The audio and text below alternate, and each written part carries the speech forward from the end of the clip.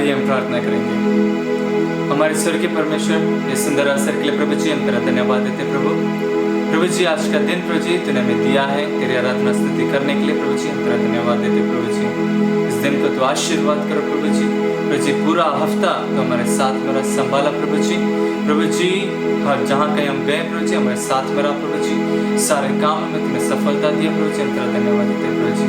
प्रभु जी कई तकलीफ मुसीबतों से तूने हमें दूर रखा है प्रभु जी। कई तकलीफ मुसीबतों से होकर गुजरने के लिए तू सहायता कर रहा है, हिम्मत दे रहा है, बल दे रहा है प्रभु जी हम तेरा धन्यवाद देते प्रभु जी। प्रभु जी आज का ये आराधना को प्रभु जी आराधना में भाग लेने वाले हर एक को तेरे हाथ में सौंपता हूँ प्रभु। तो आशीर्वाद करो प्रभु जी। प्रभु जी वचनों को सुनने के लिए, प्रभु गीतों को गाने के लिए प्रभु जी तेरी महिमा में प्रभु जी वो उपस्थित रहने के लिए प्रभु जी तू सहायता करो। तो आशीर्वाद करो, सारी बातों को तेरे हाथ में सौंपते प्रभु यीशु मसीह के पवित्र नाम से मांगते सुनकर कबूल कर पिताजी, आमीन। प्रभु का नाम को धन्यवाद हो, हालेलुया। इन दिनों में ऑनलाइन आराधना और स्तुति आप तक पहुंचाने के लिए प्रभु हमें सहायता कर रहे हैं। हम हो सकता है हम साथ में नहीं, लेकिन फिर भी प्रभु में हम सबको याद करते हैं। हम आज प्रार्थना और आराधना करेंगे, प्रभु की स्तुति करेंगे, प्रभु का नाम को ऊंचा उठाएंगे। कई तकलीफ और दर्दनाक खबर हमें हर जगह से मिलते समय भी हमें धन्यवाद देना, परमेश्वर को धन्यवाद देना कभी भूलना नहीं है। उसके उपकारों को हमें भूलना नहीं है। वो अगर हिम्मत ना दे तो तकलीफ़ों से निकलना हमारे लिए मुश्किल है। वो अगर हिम्मत ना दे तो दुनिया में कई लोग टूट जाते हैं, लेकिन इन दिनों में प्रभु हमें संभाल रहा है, बचा रहा है, वो हिम्मत के साथ हमें चला रहा है। धन्यवाद देकर हम उसकी आराधना स्तुति करेंगे। आइए हम गीत गाकर धन्यवाद के साथ स्तुति गाऊंगा। ये गीत गाकर हम प्रभु की आराधना स्तुति करेंगे।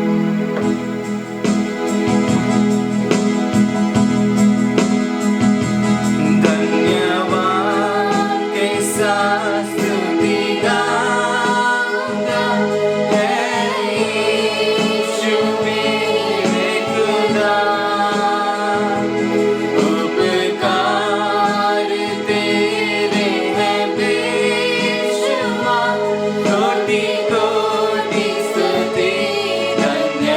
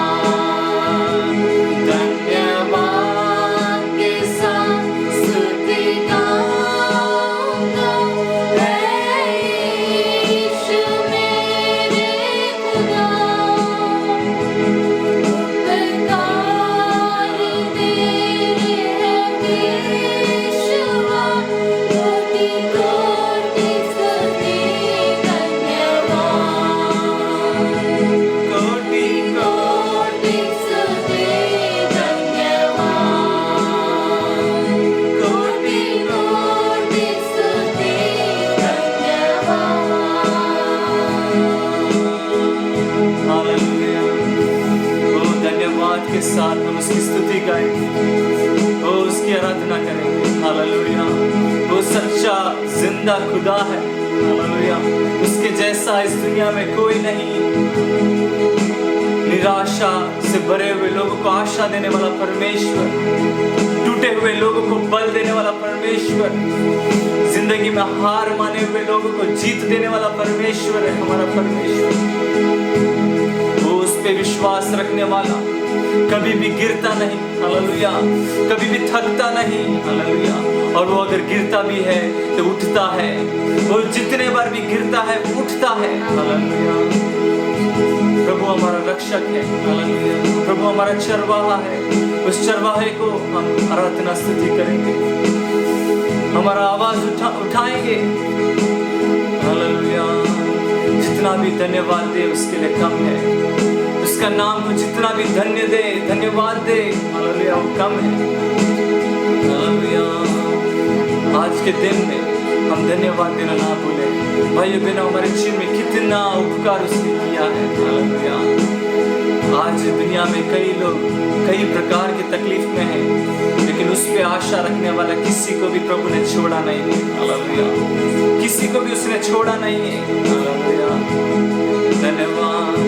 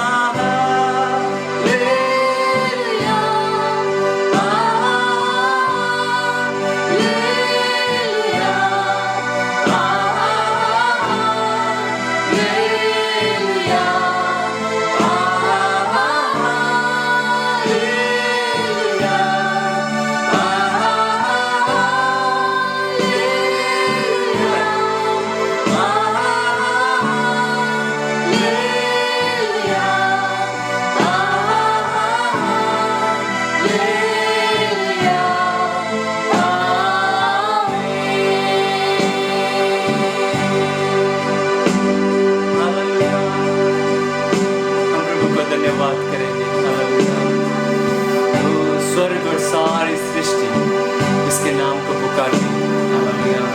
प्रभु का वचन कहता है, मेरे लोग मेरा नाम पुकारेंगे, मैं सुनूंगा, मैं उनको चंगा करूंगा, उनके देश को आशीर्वाद दूंगा। हालेलुया। हमारे जीवन को आशीर्वाद करने के लिए प्रभु तैयार है। क्यों ना हम अपने आप को समर्पण करके उसके सम्मुख में अपने आप को समर्पण करके अपना जीवन उसके हाथों में सौंप देंगे। हालेलुया। प्रभु हमारे जीवन को बदलने के लिए तैयार है। आज हो सकता है हम तकलीफ में हैं, हो सकता है हम मुसीबत में हैं। प्रभु का वचन है, प्रभु का वायदा है, उसके नाम को पुकारने वाला एक भी व्यक्ति को चरित्र में नहीं है कि उसने छोड़ दिया है। हालेलुया। हम आज उसके नाम को पुकारेंगे, वो हमें पूर्ण रीत से हमारे सारे समस्याओं से, हमारे सारे परिस्थितियों में से हालेलुया हमें छुड़ाएगा। आगे का वचनों को हम ध्यान से सुनकर इसके अनुसार चले। हालेलुया। प्रभु हमारे को आशीर्वाद देगा। हालेलुया। सारी बातों को मैं प्रभु यीशु मसीह के नाम से, प्रभु यीशु मसीह के नाम से समर्पण करता हूँ। मांगते सुनकर कबूल कर पिताजी। आमीन। हम प्रार्थना करेंगे। सर्वशक्तिमान प्रभु परमेश्वर, ये सुंदर समय के लिए हम धन्यवाद देते हैं। पिताजी, आज वचन की सेवकाई के लिए प्रभु मुझे सहायता करो। प्रभु वचन को आशीर्वाद करके दो। वचन का अर्थ प्रभु जी आपकी ओर से प्रभु जाने के लिए हम विनती करते हैं। कृपाल परमेश्वर, पवित्र आत्मा के द्वारा वचन को प्रभु समझाने के लिए मुझे सहायता करो। कृपाल परमेश्वर, आशीर्वाद करो। आपके हाथ में इस सेवकाई को सौंपते प्रभु यीशु के नाम से मांगते, सुनकर कबूल कर। आमीन आमीन। मैं विश्वास करता हूँ आप सब प्रभु में आनंदित है कि कई समय हो गया है हम लोग के एक साथ मिलकर के चर्च में आराधना करते हुए, तो भी प्रभु परमेश्वर ने हमें सहायता कर रहा है कि इसी प्रकार हम आपसे मिले और वचन बतावे। हम विश्वास करते हैं आप सब ये वचन को सुनते हैं और बहुत आशीर्वाद पाते हैं और उसी के अनुसार चलते हैं। और हम ये भी विश्वास करते हैं नित्य आपकी प्रार्थना, कुटुंब प्रार्थना, व्यक्तिगत प्रार्थना के चलते रहता है। आप प्रभु में आगे बढ़ते जा रहे हैं। और आज का चिंता के लिए हम एक वचन पढ़ेंगे। लूका रचित सुसमाचार उसका 21वां अध्याय उसका 36 वचन हम पढ़ेंगे। लूक 21 के वर्ष 36। इसीलिए जागते रहो, इसलिए जागते रहो और हर समय प्रार्थना करते रहो, और हर समय प्रार्थना करते रहो कि तुम इन सब आने वाली घटनाओं से बचने, कि तुम इन सब आने वाली घटनाओं से बचने और मनुष्य के पुत्र के सामने, और मनुष्य के पुत्र के सामने खड़े होने के योग्य बनो। खड़े होने के योग्य बनो। इसलिए जागते रहो और हर समय प्रार्थना करते रहो। इसका बोलने वाला प्रभु यीशु मसीह है। जब प्रभु यीशु मसीह आज से 2000 वर्ष के पहले अपनी सेवकाई के समय लोगों से मिलते, अपने चेले से मिलते फिरते रहते हैं, तब वो अपना मुंह से ये वचन बताया है, हर समय जागते रहो और हर समय प्रार्थना करते रहो। इस प्रकार इसी समय में प्रार्थना करने के लिए क्यों बता रहे हैं, उसका एक मतलब ही अलग है। यहाँ क्या है लिखा है, देखो, इसलिए जागते रहो और हर समय प्रार्थना करते रहो। इसलिए कि किस लिए कि तुम इन सब आने वाली घटनाओं से बचने, मतलब तुम इन आने वाली सारी घटनाओं से बचो, बच जाओ। और भी क्या लिखा गया, मनुष्य के पुत्र के सामने खड़े होने के योग्य बनो। मनुष्य का पुत्र है मतलब प्रभु यीशु मसीह खुद है। वो अपने आप के हमेशा मनुष्य का पुत्र करके संबोधित करते थे। है वो परमेश्वर का पुत्र है, इस दुनिया में मनुष्य रूप में आया है, हमारा बीच में आया है। इसलिए वो कहते हैं मैं मनुष्य का पुत्र हूं। वो कहता गई मेरे सामने एक दिन खड़े होने के योग्य बनो। इसके लिए प्रार्थना करना है, इसके लिए जागते रहना है। प्रभु यीशु मसीह इस दुनिया में आने का सबसे मुख्य कारण यह है, इस दुनिया में से एक पवित्र झुंड को अपने पास ले आना चाहते हैं। ये झुंड है, उनके सामने खड़ा रखना है एक दिन। इसके लिए वो सबका बस की बात नहीं है। ये सब तो चाहते हैं, बहुत लोग चाहते हैं हमें स्वर्ग जाना है, प्रभु यीशु से मिलना है, परमेश्वर का पुत्र यीशु के सामने खड़ा रहना है। जब प्रभु यीशु इस दुनिया में आएगा, उनके साथ हमें जाना है, उनके साथ मध्य आकाश में उनके साथ मिलना है, ये सब की इच्छा है। लेकिन प्रभु यीशु इसके लिए बोलता है जागते रहो। यहाँ यही हमने पढ़ा है, इसलिए जागते रहो और हर समय प्रार्थना करते रहो। जिस व्यक्ति जागते रहेगा और हर समय प्रार्थना करते रहेगा कि वो ही है इन सारी घटनाओं से बचेगा। क्योंकि प्रभु यीशु मसीह के आने के पहले बहुत सारी घटनाएं, आपत्तियां, तकलीफें, मुसीबतें वो इस दुनिया में रहने वाले लोगों पर आने वाली है। उससे बचना है तो हमें हर समय प्रार्थना करना है और जागते ही रहना है, तभी हम इन घटनाओं से बचेंगे और मनुष्य का पुत्र मतलब परमेश्वर का पुत्र यीशु उनके सामने एक दिन खड़े रहेंगे। इसलिए वो कह रहे हैं जागते रहो और प्रार्थना करते रहो। ऐसा तो हम कई के हफ्ता से प्रार्थना के बारे में सुन रहे हैं, लेकिन अभी ये जो प्रार्थना है हमारा कुछ दुनिया की चीज के लिए नहीं है। अनंतकाल तक परमेश्वर ने हमारे लिए जो तैयार किया है, उस जो है स्वर्ग में रखने के लिए, प्रभु यीशु मसीह के सामने खड़ा रखने के लिए, योग्यता पाने के लिए प्रार्थना करना चाहिए। ऐसा प्रभु यीशु हमें सिखा रहा है। देखेंगे हम और भी एक वचन पढ़ सकते हैं कि प्रकाशित वाक्य उसका 6वां अध्याय 8वीं कलम पढ़ेंगे कि कौन सी ऐसी आफतें ये इस दुनिया में आने वाला है, कौन सी घटनाओं के बारे में प्रभु यीशु ने बताया है। हम जो है इसका बारे में देखेंगे। रेवलेशन के चैप्टर 6 वर्स 8 पढ़िए। और मैंने दृष्टि की और देखो एक पीला सा घोड़ा है, एक पीला सा घोड़ा है और उसके सवार का नाम मृत्यु है, और अधोलोक उसके पीछे पीछे है, और उन्हें पृथ्वी की 1/4 पर यह अधिकार दिया गया कि तलवार और अकाल और मरी और पृथ्वी के वन पशुओं के द्वारा लोगों को मार डाले। कैसा है ये पीला सा घोड़ा है, वो जब आएगा कि उसी समय में क्या आएगा, मृत्यु आएगी इस दुनिया में। किस प्रकार से मृत्यु आएगी उसी के बारे में यहाँ जो है हमने पढ़ा है कि कैसा उन्हें पृथ्वी की 1/4 पर यह अधिकार दिया गया है। 1/4 मतलब 25% लोग है।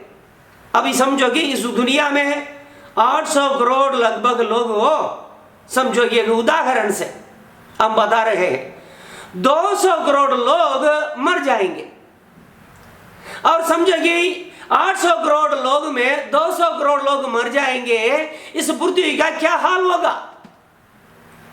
जब बाकी रहने वाले लोगों का जीवन में क्या अनुभव होगा, क्या धड़कन होगा, क्या भयभीत होगा, किसी प्रकार रहेंगे बाकी लोग।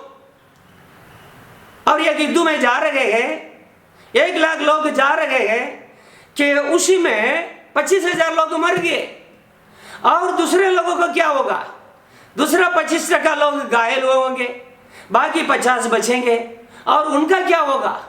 इसी प्रकार यहां देखने जावे, देखो कि उसी में पृथ्वी के 1/4 पर यह अधिकार दिया गया कि तलवार, अकाल और मरी और पृथ्वी के वन पशुओं के द्वारा लोगों को मार डाले। उसको ये अधिकार दिया गया है।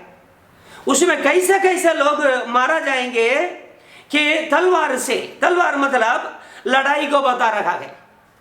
लड़ाई मतलब देश के अंदर भी लड़ाई हो सकती है, बाहर दुश्मन से भी लड़ाई हो सकती है। कि अभी समझो कि तलवार से मारा जाएंगे, अकाल से मारा जाएंगे, मरी से मारा जाएंगे और पृथ्वी के वन पशुओं के द्वारा लोगों के मार डाला जाएंगे। अभी वन पशुओं से मरने वाले की गिनती है, आज का दिन हम समझते अब जो देखते हैं तो बहुत कम है। लेकिन अभी देखो तलवार के द्वारा, अकाल के द्वारा, मरी के द्वारा आज हम जो है कोरोना से इतना पीड़ित है।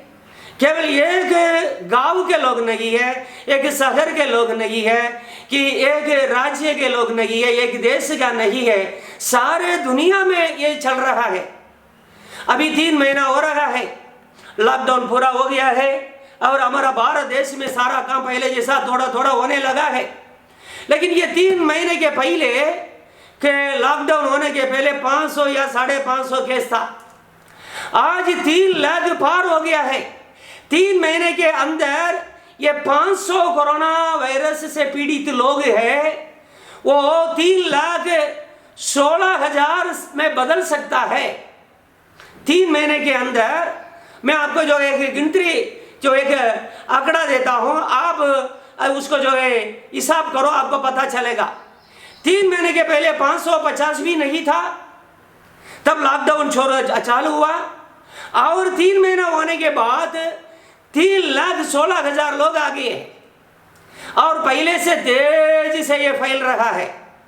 और 3,16,000 से अभी शुरू करेंगे, अगले 3 महीने के अंदर क्या होगा और 1 वर्ष के अंदर यदि इसके लिए बराबर यही इलाज ढूंढ नहीं निकालेंगे तो कितना करोड़ में ये पहुंच सकता है।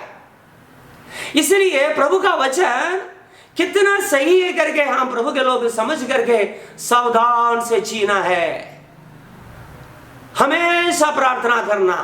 प्रार्थना में इसलिए हमने पढ़ा है, जागते रहो और हर समय प्रार्थना करो कि तुम इन घटनाओं से अपने आप को बचाओ।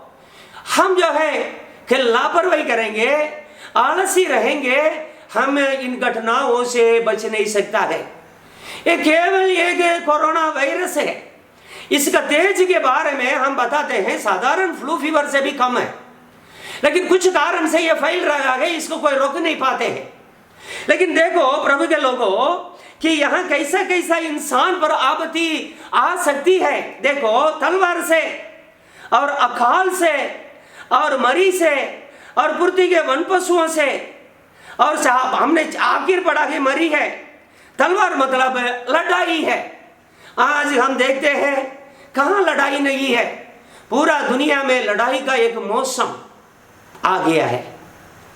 कभी भी इस दुनिया में जो है तीसरा विश्व युद्ध आने का संभावना है। एक देश दूसरे देश के साथ कुछ वर्ष तक बना रहता है, उसी के बाद वही देश उनके साथ दुश्मन हो जाते हैं, दूसरे देश के साथ की एक संगठन बना देते हैं। लोग या ऐसे देश वाले ढूंढते हैं हम किस जो के संगठन में रहेंगे, हमारा देश का कोई समस्या नहीं आएगी। इसी प्रकार गठबंधन जो है हर जगह में बढ़ते जा रहा है। इस दुनिया में तीसरा विश्व युद्ध कभी भी आ सकता है। ऐसा एक मौसम हम देख रहे हैं, ऐसा एक वातावरण, ऐसा एक बात हमें जो है महसूस हो रहा है। यहाँ देखिए हमने क्या पढ़ा के, देखो तलवार और अकाल भी आने का, बहुत बड़ा अकाल आने का की संभावना है। अभी देखो कई जगह में हम देखते हैं टिड्डियां जो है झुंड से जो है कई जगह से आकर के देश का जो है खेती बाड़ी को नुकसान कर रहा है। ऐसे जो है कई जो है बातें हम सुन रहे हैं, ये पीड़ाओं के आरंभ है करके प्रभु यीशु का वचन में हम पढ़ते हैं। इसलिए प्रभु के लोगों सावधान रखना चाहिए हमें कि उन्हें पृथ्वी की 1/4 पर यह अधिकार दिया गया कि तलवार और अकाल और मरी और पृथ्वी के वन पशुओं के द्वारा लोगों को मार डाले। हमने कई देश में देखा है ये लॉकडाउन का पीरियड में कई जगह में लोग वहां नहीं जाते थे, बीच में नहीं जाते थे और बगीचा में नहीं जाते थे, और कई जगह में है कि जैसा जू है, कई जगह में लोगों का जाना कम हो गया था। इसके कारण वन पशु वहां दिखते थे और जो है जंगल से लोग जो है कि जानवर आकर के वहां घूम रहे थे। ऐसा हमने देखा है कि जो है लोग घर से बाहर नहीं आ सकते हैं। 25% जो है लोग मर जाएंगे, 25% को आप छोड़िएगा, 5% भी मर जाएंगे या 10% भी मर जाएंगे। लोग अपना अपना घर से बाहर आने के लिए डरेंगे। ऐसे समय में वन पशु जो है कई जगह में क्यों नहीं ये चाली में भी, बड़ा बड़ा रास्ता में भी घूमने लग जाएंगे। लोगों को वन पशु से भी डरना पड़ेगा। वन पशु भी कि यहाँ प्रभु के वचन के अनुसार लाखों करोड़ों को मार सकता है।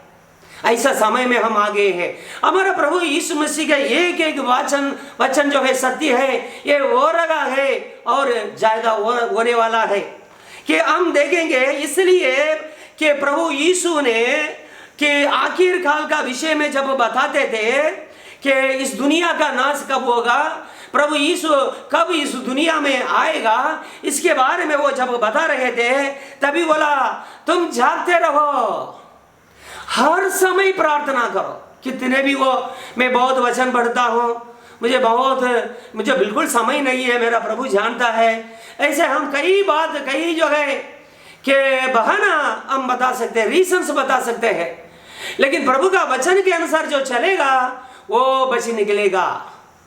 इसलिए जागते रहो और हर समय प्रार्थना करो। प्रिय लोगों, जो मेरे वचन जो आज सुन रहे हैं, मैं सबसे मैं बताऊंगा कि आप जागते रहो, प्रार्थना करने के लिए जागते रहो। हमेशा हर समय प्रार्थना करो। समय मिले ना समय मिले, प्रार्थना के लिए कुछ समय अलग करो। रात में भी हो या दिन में भी हो, सुबह भी हो, शाम भी हो, कि आप प्रार्थना के लिए समय निकालना पड़ेगा। प्रार्थना के लिए जागते रहो। यही प्रभु यीशु अंधकाल के बारे में हमें चेतावनी दे रहा है कि देखेंगे, हम पढ़ेंगे ये किसी प्रकार होगा, प्रभु यीशु मसीह का आगमन क्या होगा, कैसा होगा करके हम थोड़ा पढ़ेंगे कि मैथ्यू रचित सुसमाचार उसका 24 अध्याय 36 वचन पढ़ेंगे। 24-36 पढ़ेंगे। उसी दिन और उस घड़ी के विषय में कोई नहीं जानता, ना स्वर्गदूत और ना पुत्र परंतु केवल पिता। कितना सही तरह से लिखा है। और इसके बाद में भी हम धोखा खाएंगे तो फिर हमारी भूल रह जाएगी। प्रभु के पवित्र लोगों, विश्वासी लोगों, प्रभु यीशु मसीह को जितने लोग स्वीकार किया है, उद्धार पाया है, प्रभु को अपना अंदर लिया है, उनको सावधान रखना पड़ेगा।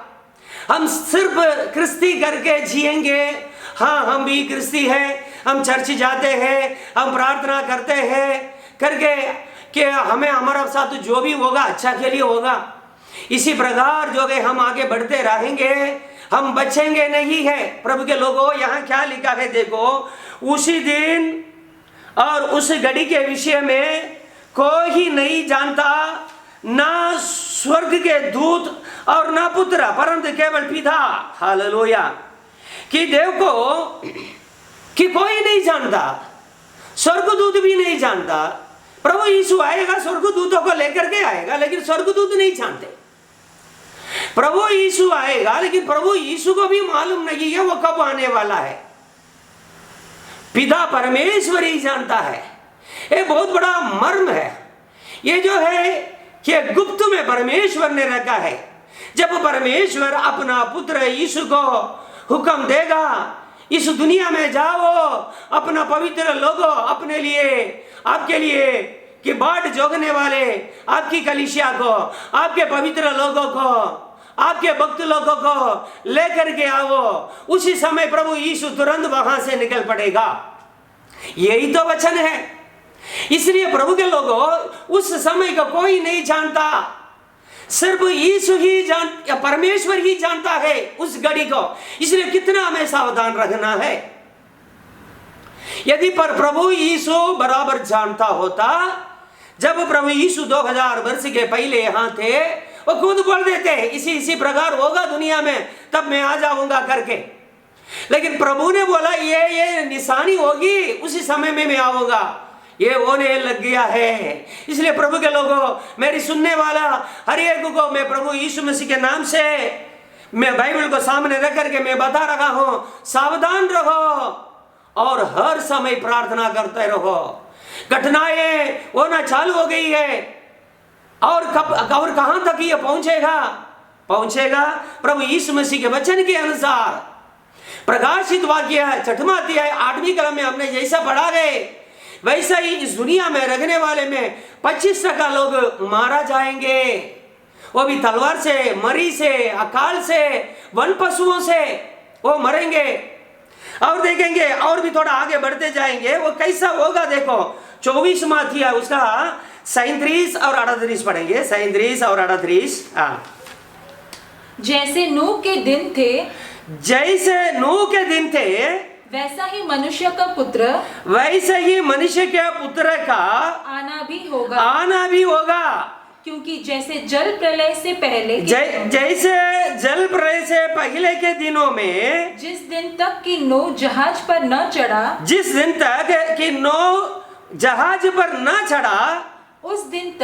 उस दिन तक लोग खाते पीते थे और उनमें ब्याह शादी होती थी।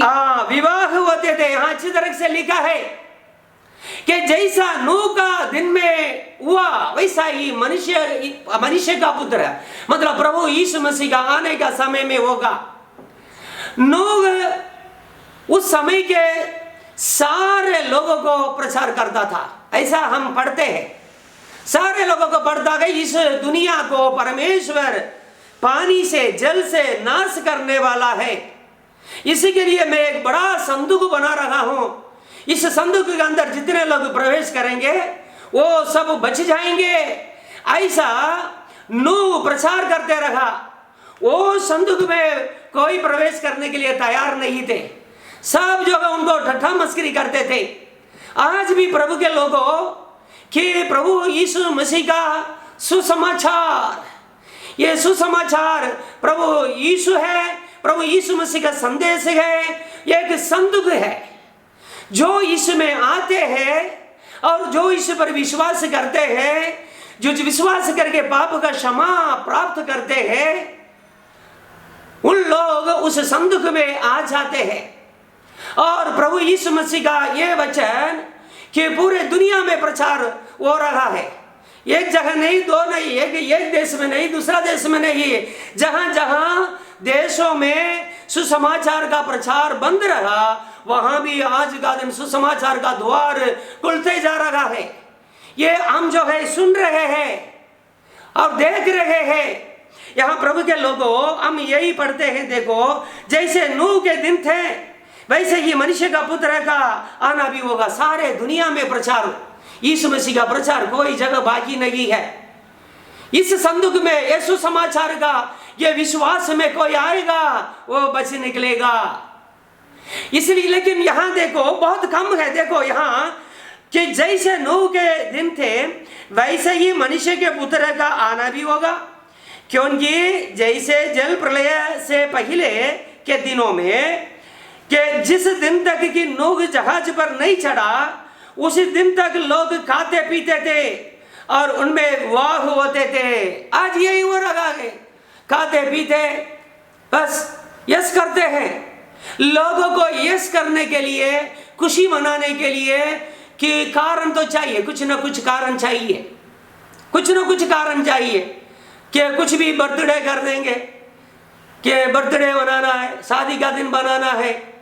और मैंने एक जगह में बर्थडे के बारे में सुना कि 1 महीने में एक बार बर्थडे बच्चे को बनाते, कि लोगों को खुशी मनाने के लिए, आनंद मनाने के लिए, कि मनोरंजन के लिए कुछ ना कुछ अवसर चाहिए घर पे। इसलिए प्रभु के लोगों का मन इसी में चला गया है। वो जागरूक नहीं रहते हैं, सावधान नहीं रहते हैं कि प्रभु का वचन उनका कानों में सुनाई देता है, हृदय में भी पहुंचता है कि लेकिन हृदय उसको स्वीकार नहीं करता है। लोग क्या करते हैं, इस दुनिया में, दुनिया की लालसा में, अभिलाषा में, उस दुनिया के चक्कर में, वहां की बातों में बने रहते हैं। इसलिए यहां देखिएगा, ऐसा ही होगा जैसे नूह का समय के प्रजा लोग नूह का संदेश को इज्जत नहीं दिया है, स्वीकार नहीं किया है, माना नहीं है, उससे सावधान होकर के चले नहीं है, वैसे ही आज का दिन भी क्या अविश्वासी, क्या दुनिया के लोग, विश्वासी जन भी जितने प्रभु को विश्वास किया है, प्रभु के सुसमाचार पर विश्वास किया है, प्रभु में आया, विश्वासी बना है, पवित्र जीवन जी रहे हैं, उनके मन में भी कि ये पहुंचता नहीं बराबर, जिस प्रकार प्रभु ने बोला उसी प्रकार करते नहीं है। सिर्फ वही लोग हैं जितने यीशु के वचन के अनुसार चलते हैं, वही ये सारी घटनाएं से बचेंगे और मनुष्य का पुत्र मतलब यीशु मसीह के सामने खड़े होने के लिए योग्य बनेंगे। बाकी विश्वासी रहेंगे और बोलेंगे कि हमारा नाम जीवन का पुस्तक में लिखा है, बोलेंगे ये सब सही है, लेकिन जब प्रभु यीशु मसीह आएगा उनके साथ कोई नहीं जाएगा। इसलिए प्रभु के लोगों, हम कलीसिया को इन वचनों से चेतावनी देना चाहते हैं। हमारा में कोई भी एक व्यक्ति भी प्रभु यीशु मसीह का आगमन में है, जब प्रभु यीशु मसीह अपने पवित्र लोगों को ले जाने के लिए आएगा, तब छोड़ दिया ना जाए। यहां क्या लिखा है हमने पढ़ा है, देखो, और जब तक जल प्रलय आकर उन सबको बहा ना ले गया, तब तक उनको कुछ भी मालूम नहीं पड़ा। वैसे ही मनुष्य के पुत्र का आना भी होगा। जब तक जल प्रलय आया है, सबको उठा करके लेके गया है। जो संदूक के बाहर थे, जितने भी लाख गए, हमें पता नहीं कितने लाख कितने करोड़ होंगे, सबको उठा लेके गया है, सब मर गया है। वैसे ही मनुष्य के पुत्र का आना भी होगा। इसलिए प्रभु के लोगों, मैं आपको प्रभु का वचन को सामने रख करके जो प्रार्थना के साथ विनती करके आपको बोलता हूं, आप सावधान रहो। इसलिए जिसके लिए सावधान रखना है, आप प्रार्थना करते रहो हमेशा। हम बाइबल पढ़ सकते हैं, बाइबल पढ़ते रहो करके प्रभु यीशु ने नहीं बताया है, तो मेरा जो है वचन पढ़ते रहो, पढ़ते रहो। कितने जितने जानकारी आपको मिली है वचन से, उसी के हिसाब से चलो, जागते रहो। इसलिए इसी के लिए है कि आप प्रार्थना करो। प्रार्थना इसलिए करते हैं कि प्रभु के साथ हमारा रिश्ता हमेशा, प्रभु के साथ हम बना रहते हैं। प्रार्थना करने वाले लोगों का बारे में कहना चाहेंगे कि हम ये थोड़ा से शब्द में बोलेंगे, वो प्रभु यीशु के साथ बना रहते हैं। हालेलुया। इसलिए बोलते हैं मेरे साथ तुम बना रहो। हालेलुया।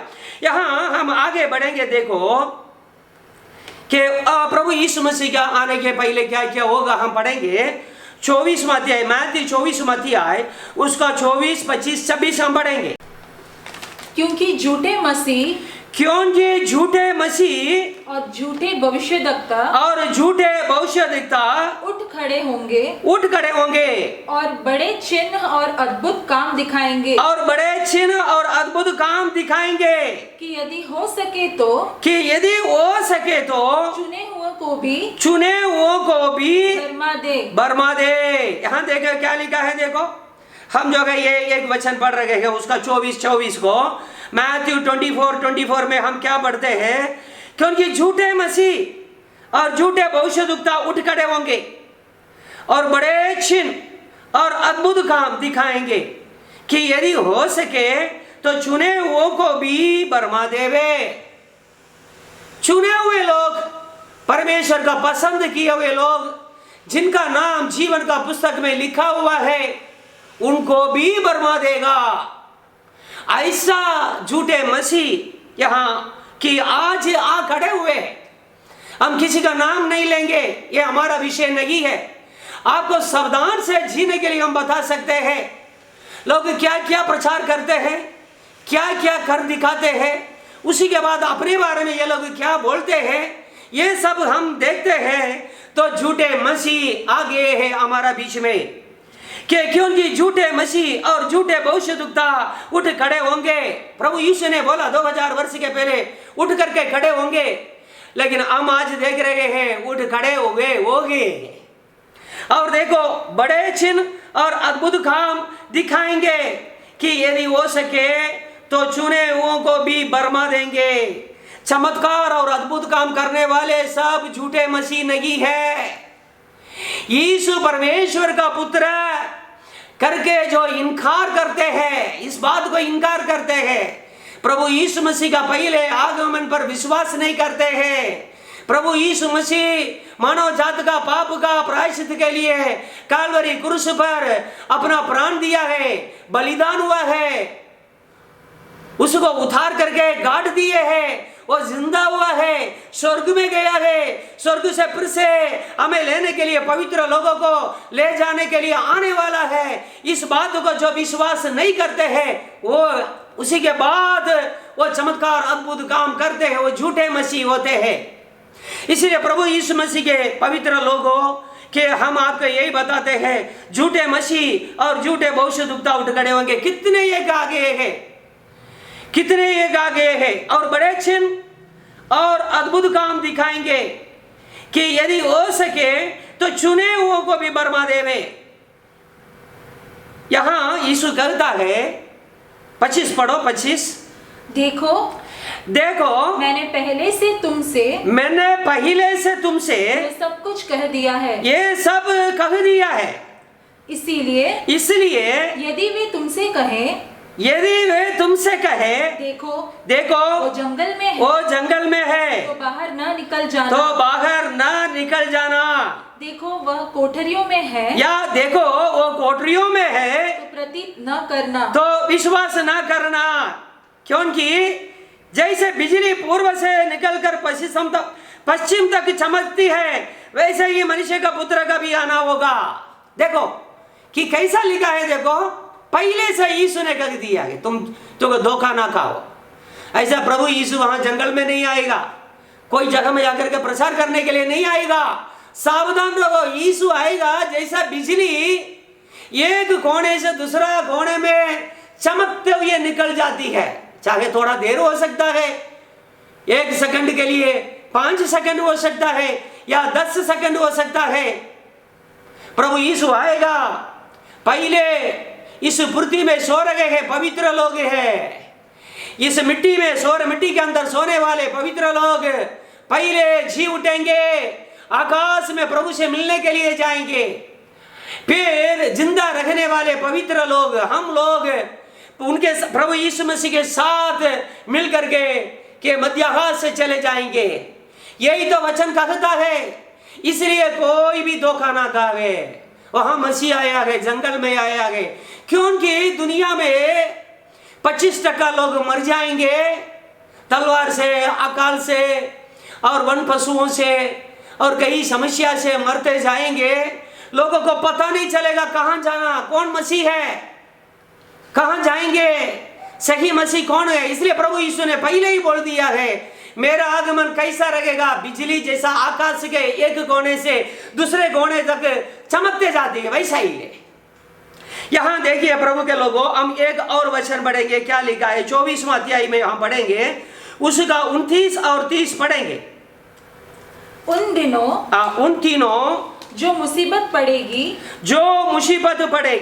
उसके तुरंत बाद सूरज काला पड़ जाएगा, चांद से उसकी चांदनी न छटकेगी।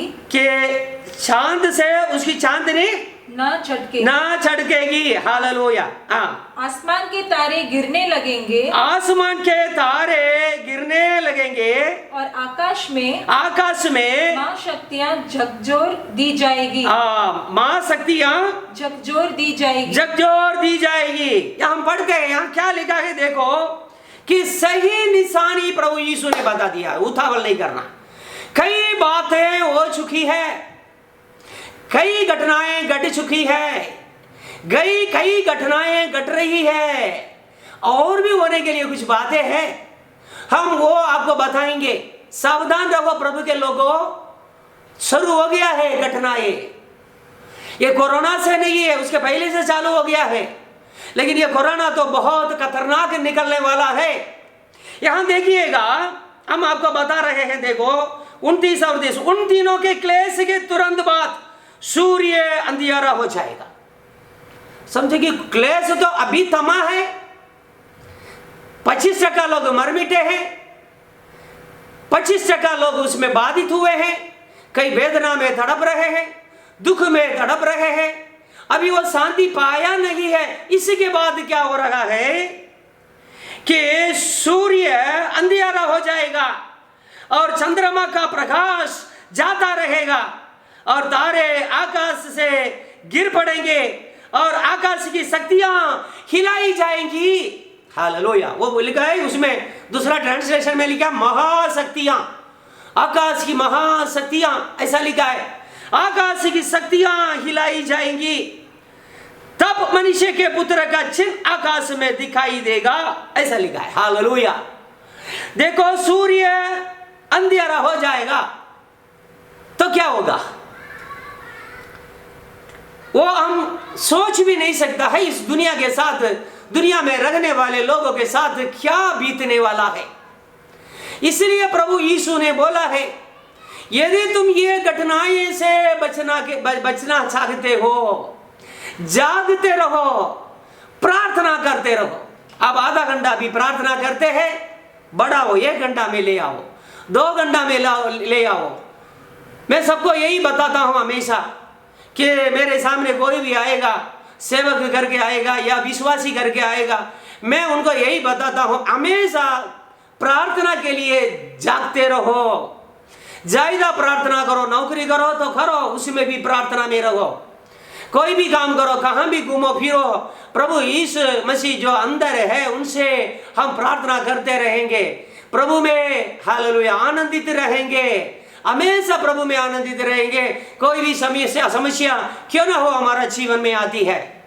यहां लिखा है, देखो उन दिनों के क्लेश के तुरंत बाद सूर्य अंधियारा हो जाएगा और चंद्रमा का प्रकाश जाता रहेगा और तारे आकाश से गिर पड़ेंगे, आकाश की शक्तियां हिलाई जाएंगी। हमारा देखते ही बहुत प्रकार की जो कि समस्या आकाश में हम देख सकते हैं। ताराएं जो कि गिरने लगेंगे, एक छोटा भी तारा होएगा ये पृथ्वी भी हिल जाएगी। इसी प्रकार का जो है कि समस्या इस दुनिया में आने वाला है। इसलिए प्रभु के लोगों हमें बहुत सावधान रखना है। उसी समय होगा तब मनुष्य के पुत्र का चिन्ह आकाश में दिखाई देगा और तब पृथ्वी के सब कुलों के लोग छाती पीटेंगे और मनुष्य के पुत्र को बड़ी सामर्थ्य और ऐश्वर्य के साथ आकाश के बादलों में आते देखेंगे। इसी प्रकार प्रभु यीशु मसीह आने वाला है अपने पवित्र लोगों को ले जाने के लिए। प्रभु के लोग हम कितने सावधान रखना है। हालेलुया। यहां देखिएगा और भी एक वचन हम पढ़ेंगे इसी के बारे में कि इसी के संबंधित, उसके बाद हम समाप्त कर देंगे कि पढ़ेंगे लूका रचित सुसमाचार उसका 21वां अध्याय उसका 25 और 26 पढ़ेंगे। लूका रचित सुसमाचार 21वां अध्याय उसका 25 और 26 हम पढ़ेंगे, हम समाप्त कर लेंगे। और सूरज और चांद और तारों में चिन्ह दिखाई देंगे और तारा में चिन्ह दिखाई देगा और पृथ्वी पर देश देश के लोगों को संकट होगा क्योंकि वे समुद्र के गरजने और लहरों के कोलाहल से घबरा जाएंगे। देखो 26 में भी हम पढ़ेंगे, भय के कारण और संसार पर आने वाली घटनाओं की बाट देखते देखते लोगों के जी में जी न रहेगा क्योंकि आकाश की शक्तियां हिलाई जाएंगी। देखो ये सब होने वाला है। सूर्य अंधकार होता सूर्य और चांद जो है अंधेरा हो जाता है। और देखो दूसरा देखेंगे हाँ, क्योंकि वे समुद्र के गर्जने और लहरों के कोलाहल से घबरा जाएंगे। इस दुनिया के रहने वाले सारे लोगों के लिए प्रभु यीशु मसीह की यह चेतावनी है। प्रभु यीशु मसीह के आने के पहले एक बात तो जरूर होगा, वो यहां लिखा है, समुद्र के गर्जने। समुद्र के गर्जने का आवाज अब कितना दूर तक सुनाई देती है। हम कन्याकुमारी वाले हैं। कन्याकुमारी में समुद्र से हम 5 किलोमीटर के आगे रहते। 5 किलोमीटर तक कभी कभी जो है बारिश का समय समुद्र का गर्जने का आवाज आती है, लहरों का कोलाहल भी हमें सुनाई देता है। नहीं तो अभी समझो कि 10 किलोमीटर तक आ जाएगा। देखो अभी इस दुनिया में ऐसा भी एक जगह है 5000 6000 दूर तक समुद्र है ही नहीं है, क्या उनको ये कैसा सुनाई देगा? गर्जना, समुद्र के गर्जना इन जगह में कैसा सुनाई देगा कि उसका जो है लहरों का कोलाहल कैसा पता चलेगा लोगों को? लेकिन यहां प्रभु यीशु मसीह का वचन क्या कहता है, आखिर समय में जब प्रभु यीशु इस दुनिया में आएगा, उसी के पहले दुनिया में जीने वाले सारे लोगों को कि समुद्र का गर्जना सुनाई देगा, कि लहरों का तारगी का कोलाहल कि जो है सुनाई देगा। ये कैसा हो सकता है? क्या मैं इसी के बारे में के देखा और पढ़ा। आज देखो वैज्ञानिक लोग ये कहते हैं, और जो है कई जगह में जो है बर्फ का पहाड़ दुनिया पूरा जो है पिघल रहा है। आपका पता हो ना पता हो कि उत्तर ध्रुव और दक्षिण ध्रुव करके 2 जगह है, वो पृथ्वी के 2 कोने ऐसा समझा जाता है कि उसी जगह में क्या होता है, हजारों हजार, अभी जो उत्तर ध्रुव के बारे में लिखेंगे तो उसी का आर्थिक ध्रुव है, वो आर्थिक एरिया हम बोलते हैं।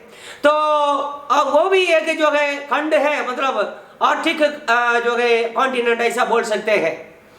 वो उसी में जो बर्फ का पहाड़ है इतना ऊंचा है, उसी पहाड़ में जो है बर्फ में कि दुनिया में 5 में 1% पानी रहता है। दुनिया में जितना पानी है, सारे समुद्र में भी वो, धरती में भी वो, जितना पानी है उसमें 5 में 1 भाग पानी रहता है। वो पिघलने लग गया है। अभी समझो कि वो पिघलेगा तो क्या होगा, सूर्य का भी जो है कि पूरा वातावरण बदल रहा है पूरा दुनिया में, कि जो है कि कई प्रकार का जो है कि काम है, फैक्ट्री है कि जो कुदरती को बिगाड़ने वाली कई जो है कि चीजों बना रहे हैं। इसके कारण और सूर्य का प्रकाश, तीव्र प्रकाश के कारण सारे आर्थिक जो है पहाड़ है, बर्फ का पहाड़ है, वो पिघलने लगा है। उसी में दुनिया में जितना पानी है उसी में 5 में 1 हिस्सा है। और अंटार्कटिका करके एक जो है वो दक्षिण जो है ध्रुव करके बोलते हैं, उसी के बारे में हमने पढ़ा है कि दुनिया में जितना पानी है, चाहे समुद्र में भी, वो कहां भी, वो लाखों के किलोमीटर जो है कि विस्तार में जो है वो पहाड़ जैसा है। उसी में से जो पानी है, वो दुनिया में जितना पानी है उसका 90% पानी उसमें है। हम विश्वास कर नहीं सकते हैं, लेकिन हकीकत तो यही है। उसमें आधा भी पानी पिघल करके आएगा। समुद्र का लेवल कितना होगा? समुद्र ऐसा होएगा, इस पृथ्वी में सारे जगह में इधर उधर घूमेगा, इधर उधर जो है चला जाएगा। जो नीचे बाग है, जो पृथ्वी के नीचे बाग है, जो सारे जगह में बढ़ जाएगा कि लोगों को बस्ती जो है पहाड़ी इलाका में ऊंचा स्थान में भाग जाएंगे और लोगों को बहुत डर रहेगा और खेतीबाड़ी के लिए समय जगह नहीं रहेगी, अकाल पड़ जाएगा। बराबर लोगों के पास पैसा भी हो सकता है, लेकिन कि कोई भी जो है मिलेगा नहीं बाजार में। ऐसा समस्या लोगों को आ जाएगा। अकाल बहुत तीव्र गति में रहेगा और लोगों को हर ये दुनिया में कोई भी कोने में रहता हो, कोई भी पहाड़ में रहता हो, उनको भी समुद्र का गर्जने का आवाज सुनाई देगी। ऐसा लहरों का कोलाहल वो समझ सकते हैं। इसलिए दुनिया में सारे जगह में कि ये समुद्र का पानी फैल जाएगा, समुद्र जैसे एक सीन दिखाई देगा। इसलिए प्रभु के लोगों कि प्रभु यीशु इसलिए बोलते हैं आने वाली घटनाएं मानव का सहन से बाहर होगा। इसलिए प्रभु अपने अनुयायियों को, जितने प्रभु यीशु मसीह में भविष्य काल में विश्वास करेंगे, सुसमाचार पर विश्वास करेंगे कि प्रभु का वचन के आधार पर चलेंगे, उनको प्रभु चेतावनी देता है तुम हमेशा जागते रहो। प्रार्थना के बारे में हम कुछ समय से आपको बता रहे हैं कितना मुख्य भाग है कि हमारा आत्मिक जीवन में प्रार्थना है। इसका महत्व बहुत है। हमेशा प्रार्थना करना है, प्रार्थना के लिए जागते रहो, यही प्रभु यीशु मसीह हमें बता रहा है। इसलिए मैं प्रभु के लोगों इन सारी घटनाएं से बच करके प्रभु यीशु मसीह जब इस दुनिया में आएगा उनके साथ हम मध्य आकाश में मिलना है, प्रभु के साथ जाना है, हमेशा हमेशा जाना है, इस पृथ्वी पर 1000 वर्ष राज्य करना है। उसके बाद हमेशा हमेशा नया जेरूसलेम में प्रभु के साथ जीना है। तो जागते रहो, प्रार्थना करते रहो, यही प्रभु हमें कहता है। हम जो गए बपतिस्मा लिया होगा, वचन बहुत मालूम है हम लोगों को, हम बहुत गीत को गाए होंगे, प्रभु पवित्र करके बहुत गीत गाए होंगे, बहुत गीत को बनाया होगा, रचा होगा, या बहुत बड़ा बड़ा भाषण दिया होगा।